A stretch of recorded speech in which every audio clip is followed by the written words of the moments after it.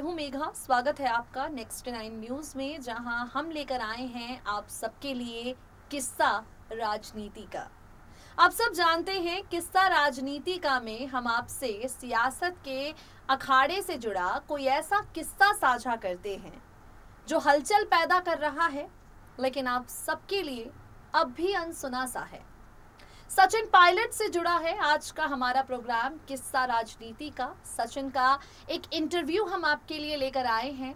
आप सब पहले राजस्थान के हालातों को समझिए। देखिए राजस्थान में क्या है, राज्यसभा के चुनाव होने हैं और राज्यसभा चुनावों के मद्देनजर कांग्रेस पार्टी को इस बात का डर है कि कहीं उनके विधायक या वो निर्दलीय विधायक जो उनका समर्थन करने वाले हैं टूटकर भाजपा में ना चले जाएं। इसे लेकर विधायकों पर कड़ी नजर रखी जा रही है। सारे विधायकों को एक होटल में शिफ्ट कर दिया गया है और सचिन पायलट दिल्ली पहुंचे हैं देखने के लिए कि सब कुछ ठीक तरीके से है या नहीं। अब ऐसी परिस्थितियों के बीच में सचिन पायलट जो हैं, उनके समर्थक सवाल करते हैं कि आप कांग्रेस के लिए इतना कुछ करते हैं, कांग्रेस आपको दे क्या रही है। देखिए सचिन ने जब 2018 में विधानसभा चुनाव के दौरान जमीनी स्तर पर उतरकर राजस्थान में मेहनत की, उस वक्त पार्टी का मकसद यही था, पार्टी राजस्थान में सरकार बनाए और सचिन मुख्यमंत्री बने। जब कांग्रेस ने शानदार प्रदर्शन किया राजस्थान में, तब उम्मीद हर किसी को ये थी कि जो सचिन है उनकी ताजपोशी होगी, लेकिन जो हुआ वो बिल्कुल उलट था। मुख्यमंत्री पद पर अशोक गहलोत की ताजपोशी हुई और सचिन पायलट के अरमान जो थे वो अधूरे रह गए। सचिन खुद बताते हैं कि राहुल गांधी ने उनसे कहा था मुख्यमंत्री पद को छोड़िए, अब डिप्टी सीएम बन जाइए, लेकिन सचिन को चाहिए तो प्रमोशन ही। सचिन पायलट को चाहिए कि जो उनके समर्थक उनके साथ हैं, वो समर्थकों का साथ उन्हें मिले और वो अपने समर्थकों की जो ख्वाहिशें हैं, उम्मीदें हैं, उन पर खरा उतरे। सचिन का ये जो इंटरव्यू हम आपके लिए लेकर आए हैं, इस इंटरव्यू में सचिन पायलट से साफ साफ पूछा गया कि लैंडिंग क्यों नहीं आप दिल्ली में कर लेते, यहां से वहां यात्रा तो करते हैं, तो किसी दिन दिल्ली में रुककर लैंडिंग करवा ही लीजिए। सचिन से सवाल किया गया कि लोग कहते हैं कि सचिन महत्वाकांक्षी हैं, आप क्या महत्वाकांक्षी हैं? क्या आपका महत्वाकांक्षी होना कांग्रेस के लिए बुरा नहीं है? लोग कहते हैं कि सचिन में संतोष नहीं है, यानी सचिन अपनी इच्छाओं को काबू नहीं कर पा रहे हैं, क्या ये सच है? तो कई तरह के सवाल जो इस इंटरव्यू में सचिन पायलट से किए गए। इन सवालों पर पायलट ने क्या कुछ कहा, इन सवालों को लेकर सचिन पायलट क्या कुछ कह गए, वो हम आपको बताएंगे। और इसके साथ ही राजस्थान में आज जो हालात हैं और अगले साल जब विधानसभा के चुनाव हैं उस वक्त जो हालात पैदा होंगे, सचिन का उन सब पर क्या रुख है, सचिन का उन पर क्या कहना है। सचिन पायलट का बेबाक इंटरव्यू, जिसमें बेबाक सवालों के वो बेबाक जवाब देते हैं, सुनिए जरा।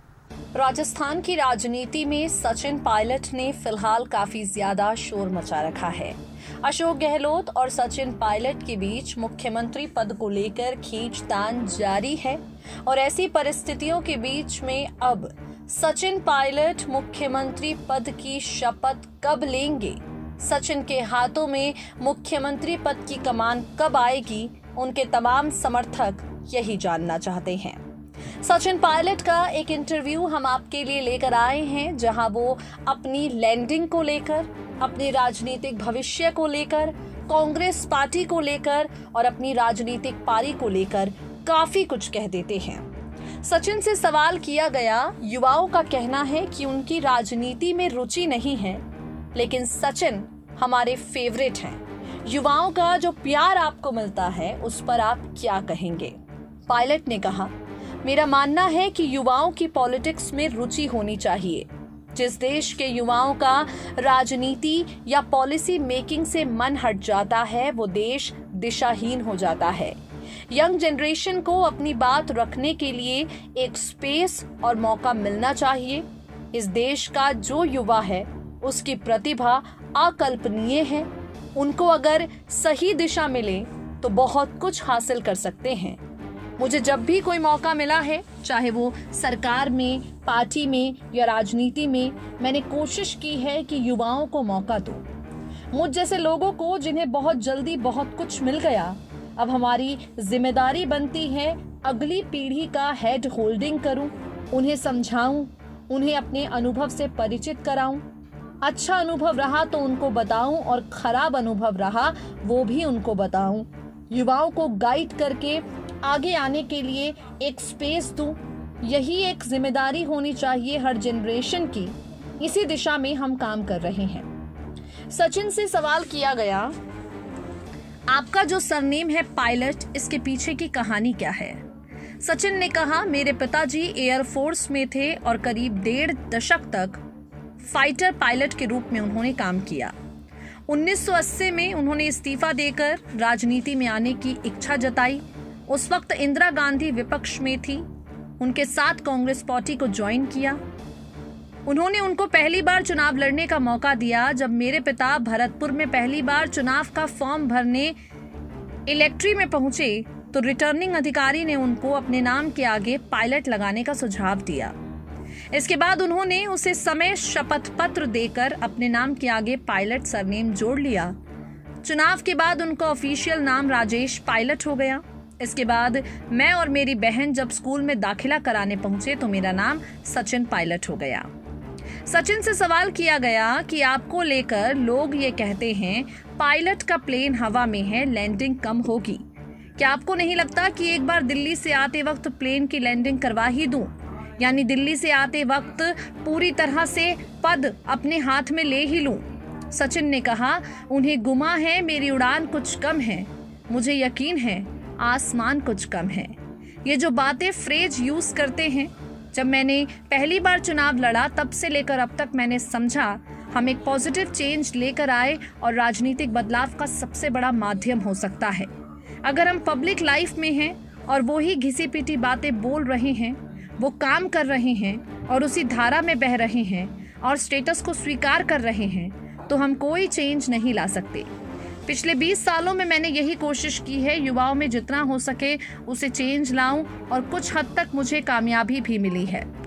सचिन पायलट से सवाल किया गया सीधे तौर पर, आपके पिता की पॉलिटिक्स और आपकी पॉलिटिक्स में कितना अंतर है? सचिन ने कहा, जिस गरीबी से निकलकर मेरे पिता ने संघर्ष किया उनके मुकाबले मैंने कुछ नहीं किया। मेरे को अच्छी पढ़ाई मिली, सभी सुविधाएं मिली, इनके लिए मुझे संघर्ष नहीं करना पड़ा। मेरे पिताजी बहुत कम उम्र में अनाथ हो गए थे। 3 बहनों की शादी करनी पड़ी। गरीबी में भी संघर्ष कर आर्मी में अफसर बने। राजनीति में एक स्पेस उन्होंने बनाया। मैंने जब राजनीति की शुरुआत की तब मेरे पिताजी इस दुनिया में नहीं थे, लेकिन उनकी सीख हमेशा मेरे काम आई। उन्होंने सिखाया कि इंसान को कभी भी अपनी जड़ों को नहीं भूलना चाहिए, क्योंकि जिस पेड़ की जड़ें कमजोर होंगी वो ज्यादा दिन टिक नहीं पाएगा। वो कहा करते थे, आपसे कोई व्यक्ति मिलने आता है, उससे समान रूप से व्यवहार करो, चाहे वो बनियान पहनकर ही क्यों ना आया हो।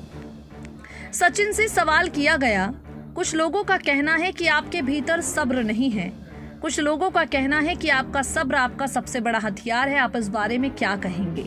सचिन ने कहा, मेरा कहना है कि दोनों ही बात सही है। मेरा मानना है कि व्यक्ति में कुछ करने, कुछ पाने की इच्छा हमेशा होना चाहिए, तभी वो कर्म करेगा। तो देखा आपने किस तरह से किस्सा राजनीति का में आज हमने आपको सचिन पायलट के इंटरव्यू का किस्सा सुनाया, जिसमें सचिन युवाओं को लेकर अपने मन की बात कहते हैं। और सचिन ने युवाओं को लेकर जो बात कही, इसी से तो उनकी अशोक गहलोत से लड़ाई है। सचिन की यही तो लड़ाई है कि राजस्थान कांग्रेस में युवाओं को मौका दीजिए, युवाओं को आगे बढ़ाइए। अगर आज युवा आगे बढ़ेंगे, पार्टी को मजबूत करेंगे। लेकिन अशोक गहलोत हैं जिनकी लड़ाई युवाओं के खिलाफ है। सचिन कहते हैं कि युवाओं को आगे बढ़ाइए, अशोक गहलोत कहते हैं कि अनुभव को तवज्जो दीजिए। सीएम पद को लेकर सचिन ने अपना रुख साफ कर दिया है कि उन्हें यकीन है कि आज नहीं तो कल उनके लिए पार्टी बहुत कुछ अच्छा करेगी और समर्थकों का प्यार उन्हें बहुत ऊपर लेकर जाएगा। किस्सा राजनीति का में आज के लिए इतना ही। वक्त हो गया है आपसे विदा लेने का। होती रहेगी आपसे मुलाकात किसी ऐसे ही दिलचस्प किस्से के साथ, मगर तब तक के लिए दे दीजिए मुझे इजाजत। नमस्कार।